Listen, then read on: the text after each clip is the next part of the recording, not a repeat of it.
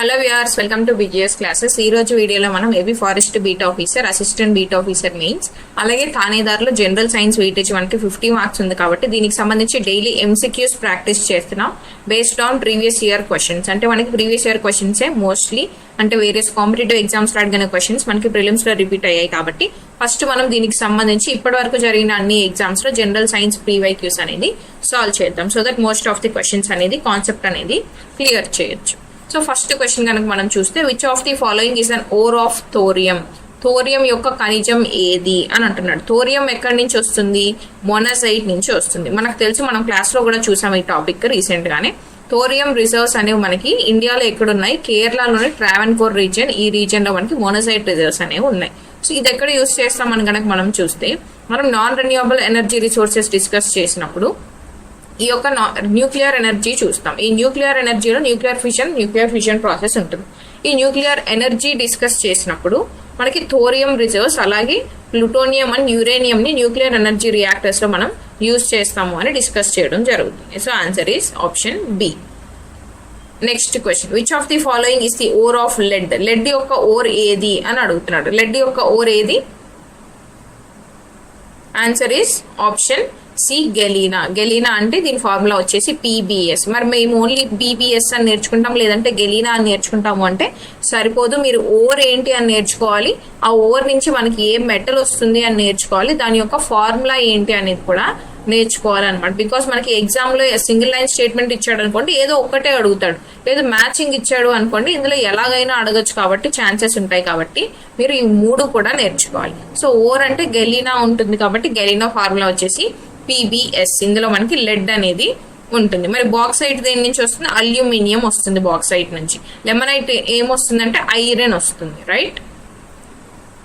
Next question, which of the following is a copper ore? Copper కి సంబంధించినటువంటి or ఏది అంటున్నాడు.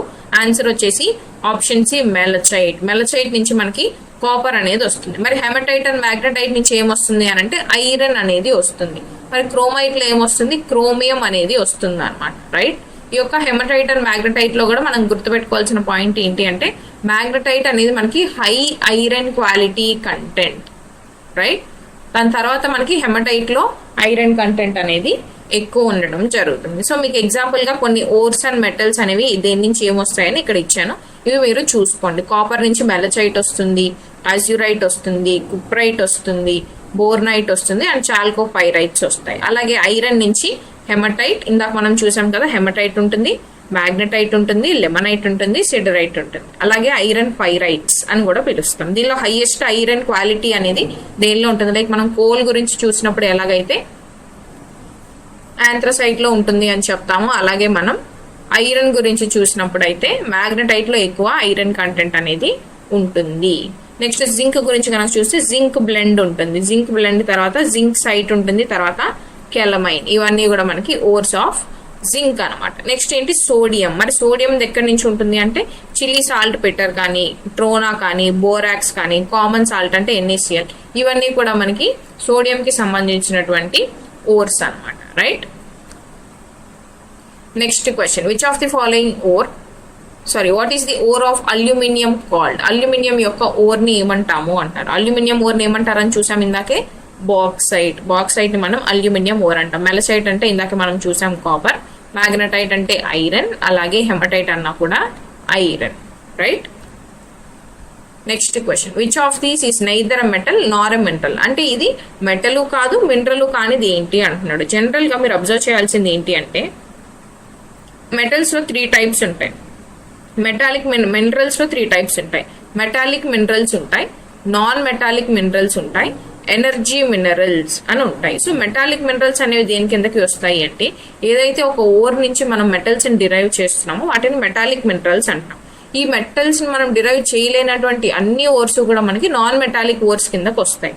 మరి ఎనర్జీ మినరల్స్ అంటే ఏముంటాయి అంటే, మన ఫాజిల్ ఫ్యూయల్స్ లో ఏదైతే మనం కోల్ గానీ, పెట్రోలియం కానీ, మినరల్ ఆయిల్ గురించి కానీ, వీటి గురించి మాట్లాడతాము, ఇవన్నీ కూడా మనం దేని కిందకి వస్తాయి అని అంటే ఎనర్జీ మినరల్స్ కిందకి వస్తాయి.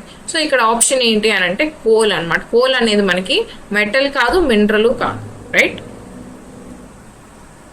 Next question, which of the following reactions removes highly reactive metals from pure molten ore? Highly reactive metals ని ఓర్ నుంచి రిమూవ్ చేసేయడానికి మనం ఏ ప్రాసెస్ యూజ్ చేస్తాం అంటున్నారు. మనం మెటలర్జీ డిస్కస్ చేసినప్పుడు ఏం చేస్తాము, జనరల్ గా ఓర్ అనేది ఉంటుంది. ఈ ఓర్ ని మనం తీసుకున్నప్పుడు మెటలర్జీ ప్రాసెస్ అంటే ఫస్ట్ మెథడ్ ఏదైతే స్టెప్ ఉంటుందో ఆ స్టెప్ క్రషింగ్ కానీ గ్రైండింగ్ కానీ కంప్లీట్ అవుతుంది. ఇది కంప్లీట్ అయిన తర్వాత మనకి మెటలర్జీ ప్రాసెస్ అనేది వస్తుంది. సో ఈ మెటలర్జీ ప్రాసెస్ లో మనకి ఎన్ని స్టెప్స్ ఉంటాయని చూస్తాం, 4 స్టెప్స్ ఉంటాయి. ఈ 4 స్టెప్స్ లోనూ కూడా ఎలా డివైడ్ చేసి ఉంటాము అంటే 3 టైప్స్ ఆఫ్ మెటల్స్ కి చేస్తాం.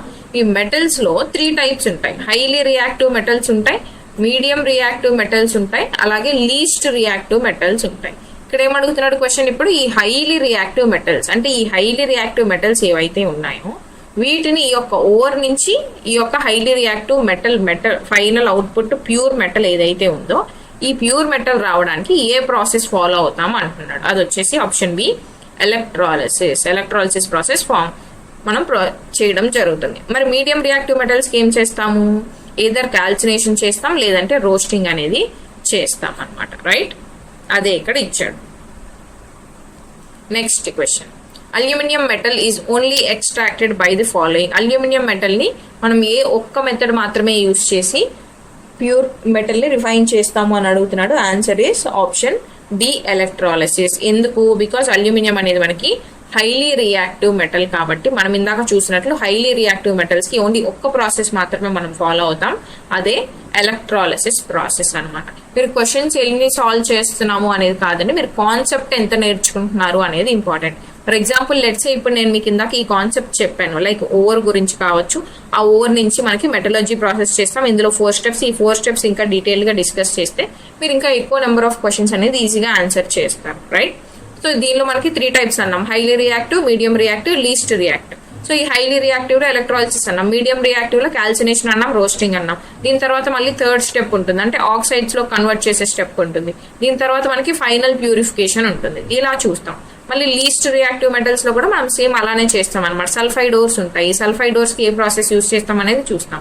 ఫైనల్ స్టెప్ గా pure refining of the metal అనేది మనం చేయడం జరుగుతుంది. సో ఈ కాన్సెప్ట్ అనేది ఇది కాన్సెప్ట్ మనకి. మీకు ఈ కాన్సెప్ట్ ఇప్పుడు వచ్చింది అని అంటే మీరు ఇప్పుడు ఈ క్వశ్చన్ మీద ఈ యొక్క కాన్సెప్ట్ అప్లై చేయొచ్చు, ఇక్కడ ఇచ్చిన ఈ క్వశ్చన్ మీద కూడా ఈ యొక్క కాన్సెప్ట్ మీరు అప్లై చేయొచ్చు. అందుకే క్వశ్చన్స్ ఎన్ని నెంబర్ ఆఫ్ క్వశ్చన్స్ సాల్వ్ చేస్తున్నామని కాదు, కాన్సెప్ట్ మీరు ఎంత నేర్చుకుంటున్నారు డైలీ అనేది చూసుకోండి. రైట్, అప్పుడు మీరు క్వశ్చన్ ఎలా అడిగినా కూడా ఎగ్జామినర్ మీరు సాల్వ్ చేయగలుగుతారు. Okay, analysis question application method అనేది very important in competitive exams. Next question, which of the following is main copper ore. Copper కి సంబంధించిన మెయిన్ ఓర్ ఏది? కాపర్ కి సంబంధించి మనం చూసాం కదా చాల్కో పైరైడ్స్, ఇందాక ఒక లిస్ట్ చూసాం, ఆ లిస్ట్ లో కాపర్ చాల్కో పైరైడ్స్ ఉంటుంది. ఇది వచ్చేసి మనకి మెయిన్ కాపర్ ఓర్ అన్నమాట. ఓకే, సిడరైట్ అనేది ఐరన్ నుంచి వస్తుంది, బాక్సైట్ అనేది అల్యూమినియం నుంచి వస్తుంది. Next question, which process is use, sorry ఈ ఆప్షన్ వదిలేసాం కదా.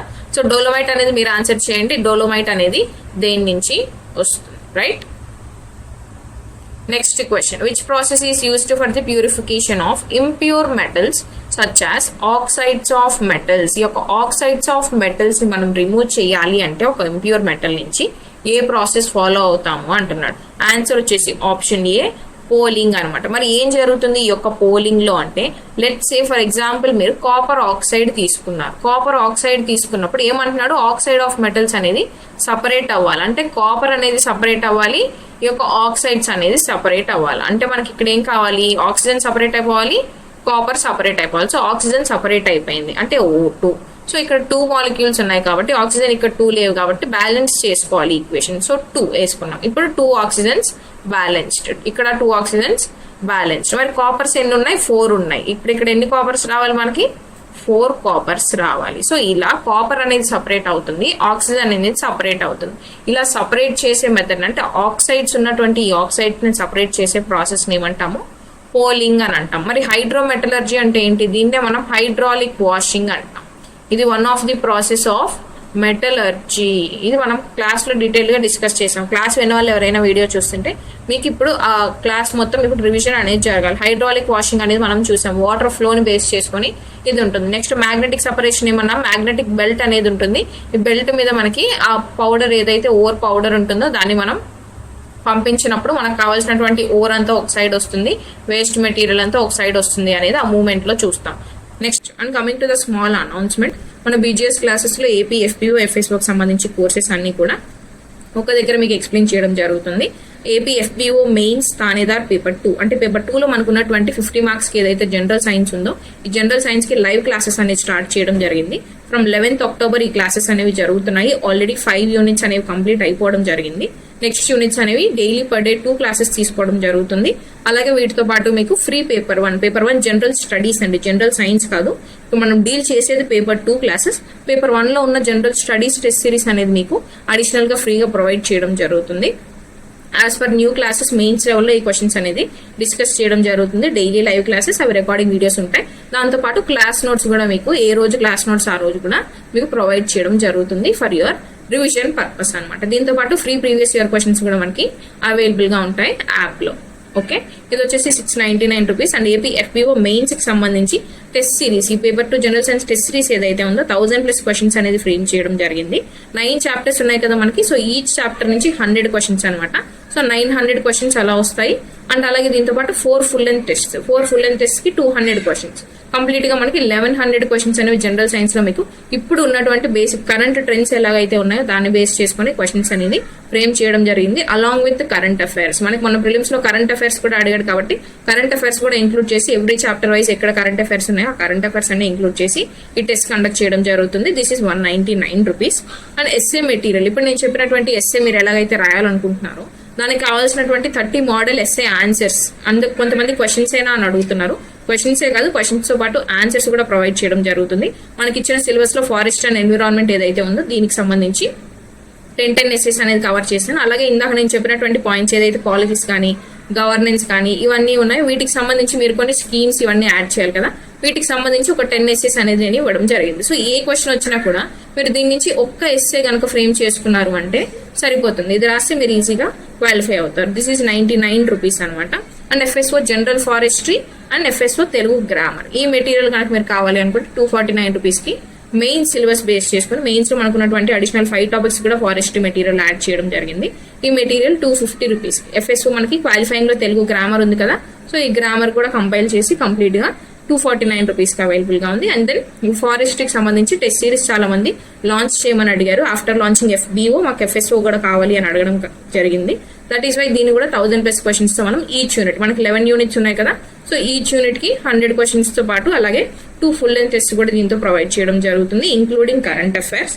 అండ్ అలాంగ్ విత్ దిస్ మనకి ఫారెస్ట్రీకి సంబంధించి ప్రీవియస్ ఇయర్ క్వశ్చన్స్, ఫారెస్ట్రీకి సంబంధించి ఇంతకు ముందు మన ఏపీఎస్సీ లాస్ట్ 3-4 ఇయర్స్ లో కండక్ట్ చేసినటువంటి ఎగ్జామ్స్ లో 600 క్వశ్చన్స్ అనేవి కూడా ప్రీవియస్ ఇయర్ క్వశ్చన్స్ అనేవి మీకు ఫ్రీగా ప్రొవైడ్ చేయడం జరుగుతుంది. ఎవరైనా ఈ యొక్క కోర్సెస్ ఎన్రోల్ అవ్వాలి అనుకుంటే like classes and test series అనేవి మీకు యాప్ లో అవైలబుల్ గా ఉంటాయి. కాంపిటేటివ్ ఎగ్జామ్స్ అడ్డా యాప్ అనేది ఇన్స్టాల్ చేసుకోవచ్చు. మెటీరియల్స్ కావాలి అనుకుంటే ఇక్కడ డిస్ప్లే చేసిన ఈ నెంబర్ కి మీరు వాట్సాప్ చేసి కానీ కాల్ చేసి కానీ మెటీరియల్స్ అనేవి పర్చేస్ చేసుకోవచ్చు అనమాట. Right. In the froth flotation method, the ore powder is kept in a tank filled with a mixture. అసలు ఫ్రోత్ ఫ్లోటేషన్ మెథడ్ అంటే ఏంటి, ఏం జరుగుతుంది? ఒక కంటైనర్ తీసుకున్నాం అనుకోండి, ఈ కంటైనర్ లో మనం ఏం చేస్తాము అంటే వాటర్ ఫిల్ చేస్తాం. ఈ వాటర్ తో పాటు ఇంకేం యాడ్ చేస్తాము, అదే ఇక్కడ ఆన్సర్. ఆప్షన్ బి లో ఏముంది మనకి, వాటర్ ప్లస్ పైన్ ఆయిల్. ఈ వాటర్ ప్లస్ పైన్ ఆయిల్ ని ఇందులో మనం యాడ్ చేస్తాం. యాడ్ చేసినప్పుడు ఏం చేస్తాము, మనకు ఉన్నటువంటి ఓర్ అనేది మనకి పౌడర్ ఫామ్ లో ఉంటుంది. Because of crushing and grinding method use చేసి మనకు పౌడర్ లో కావాలంటే పౌడర్ లో తీసుకోవడం జరుగుతుంది. సో ఈ పౌడర్ ని ఇందులో యాడ్ చేసుకుంటాం. ఇందులో యాడ్ చేసినప్పుడు ఏమవుతుంది అంటే ఫస్ట్ ఆ పౌడర్ వచ్చేసి ఇక్కడ సెటిల్ అవుతుంది. ఇక్కడ సెటిల్ అయిన తర్వాత ఏం చేస్తాము అంటే ఒక స్టిర్రర్ ని పెడతాం. ఓకే, ఒక స్టిర్రర్ లేదంటే ఒక పైప్ లాంటిది ఇలా సెట్ చేసుకుంటాం. ఈ డైరెక్షన్ లో సెట్ చేసుకొని ఈ డైరెక్షన్ లో మనం ఎయిర్ ని పంపిస్తాం అనమాట. ఎయిర్ ని పంపించినప్పుడు ఏం జరుగుతుంది అని అంటే బ్లో చేసినప్పుడు, ఎయిర్ ని బ్లో చేసినప్పుడు మీరు దీని కామన్ ఎగ్జాంపుల్ ఏం తీసుకుంటారు అంటే ఒక గ్లాస్ తీసుకోండి.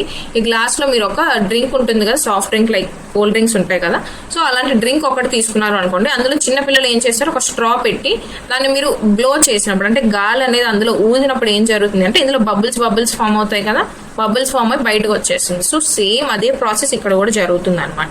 ఈ యొక్క ఓర్ అనేది కింద ఉన్నప్పుడు మీరు ఎయిర్ అనేది ఈ డైరెక్షన్ లో మీరు ఎప్పుడైతే బ్లో చేస్తారో అప్పుడు ఇక్కడ కూడా ఫ్రోత్ అనేది ఫామ్ అవుతుంది. ఫ్రోత్ అంటే నథింగ్ బట్ నురుగండి, అందుకే ఫ్రోత్ ఫ్లోటేషన్ ప్రాసెస్ అని అంటున్నాం.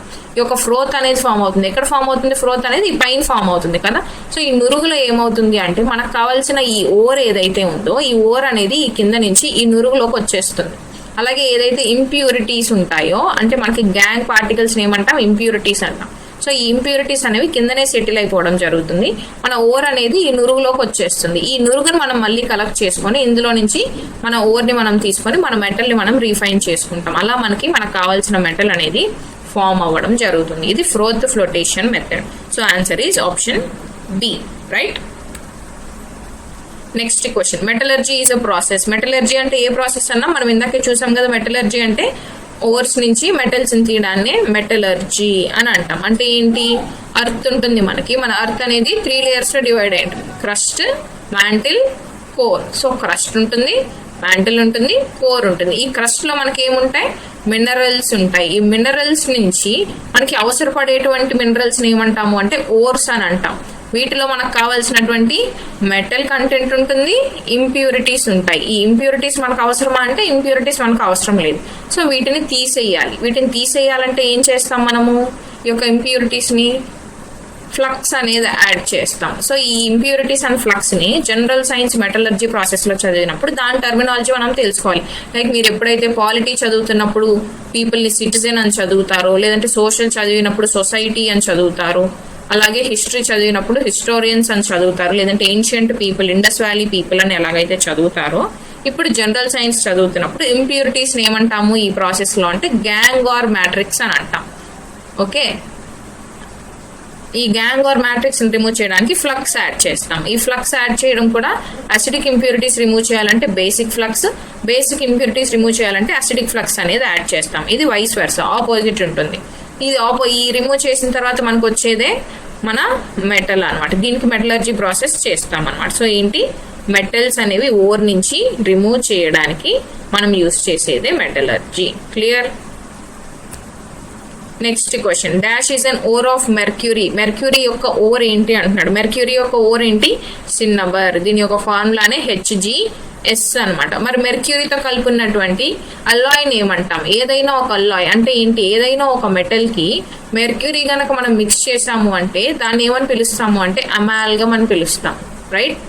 అమాల్గమ్ అంటే ఖచ్చితంగా ఒక మెటల్ మెర్క్యూరీ ఉంటుంది, మిగతా మెటల్స్ ఏవైనా ఉండనియండి, ఒక మెటల్ మాత్రం మెర్క్యూరీ డెఫినెట్ గా ఉంది అంటే దాన్ని అమాల్గమ్ అంటాం. ఇప్పుడు ఈ సిన్నబర్ ని కూడా మనం అమాల్గమ్ అంటాం. అమాల్గమ్ అంటే నథింగ్ బట్ మెర్క్యూరీ. మెర్క్యూరీ ఉంది, అలాగే సల్ఫర్ ఉంది. మెర్క్యూరీ ఉంది కాబట్టి దీన్ని అమాల్గమ్ అంటాం. Next question, naturally occurring inorganic elements or compounds in the earth crust are call. ఇప్పుడే చూసాం కదా, అర్త్ క్రస్ట్ లో మనకు ఉండే వాటిని ఏమంటామని అన్నాము, మినరల్స్ అంటారు అన్నాం. సో ఈ మినరల్స్ నుంచి మనకి ఓర్స్ వస్తాయి. ఈ ఓర్స్ నుంచి ఇంప్యూరిటీస్ రిమూవ్ చేయడానికి ఫ్లక్స్ ని యాడ్ చేస్తాం. ఈ ఫ్లక్స్ అనేది రిమూవ్ చేసిన తర్వాత, రిఫైన్ చేసిన తర్వాత మనకు కావాల్సిన మెటల్ వస్తుంది, రైట్.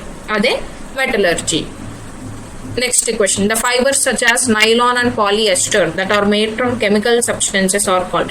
Nylon and polyester అంటే మనకు తెలుసు ఇవేంటి, సింథటిక్ ఫైబర్స్. ఈ సింథటిక్ ఫైబర్స్ ని ఏమని పిలవచ్చు, మ్యాన్ మేడ్ ఫైబర్స్ అని పిలవచ్చు, అలాగే ఆర్టిఫిషియల్ ఫైబర్స్ అని కూడా పిలవచ్చు, right. Next question, which of the following is used in plastics. Plastics లో మనం దేన్ని యూస్ చేస్తాము అంటున్నాడు. ఆన్సర్ వచ్చేసి ఆప్షన్ బి, ఇథిలీన్. ఇథిలీన్ ని మనం ప్లాస్టిక్ మ్యానుఫ్యాక్చరింగ్ లో యూస్ చేస్తాం. ఇథిలీన్ ఫార్ములా ఏంటి, C2H4, రైట్. సారీ, C2H5 అండి. C2H5 is the formula of ethylene. Ethylene అంటే మీరు ఇక్కడ ఏం అర్థం చేసుకోవాలి, ఈన్ అంటే డబుల్ బాండ్స్, ఏన్ అంటే మనకి సింగిల్ బాండ్ ఉంటుంది, ఈన్ అంటే మనకి డబుల్ బాండ్స్ ఉంటాయి, అలాగే ఐన్ అంటే మనకి ట్రిపుల్ బాండ్స్ అనేది ఉంటుంది. అంటే ఈ యొక్క కార్బన్ అండ్ హైడ్రోజన్ మధ్య మనకి బాండ్స్ అనేవి ఉంటాయి. ఈ బాండ్స్ అనేవి మనకి సింగిల్ బాండ్ ఉందా, డబుల్ బాండ్ ఉందా, ట్రిపుల్ బాండ్ ఉందా అనే దాన్ని బట్టి దాని యొక్క నేమ్ అనేది, కెమికల్ నేమ్ అనేది చేంజ్ అవుతుంది అనమాట. ఓకే.